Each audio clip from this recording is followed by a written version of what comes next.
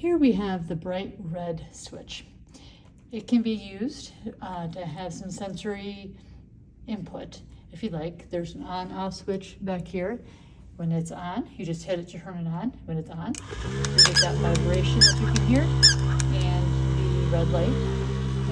Keep moving. If you do not want that sensor input, you just turn it off and it can operate just like a switch without that sensory input of the vibration and the light.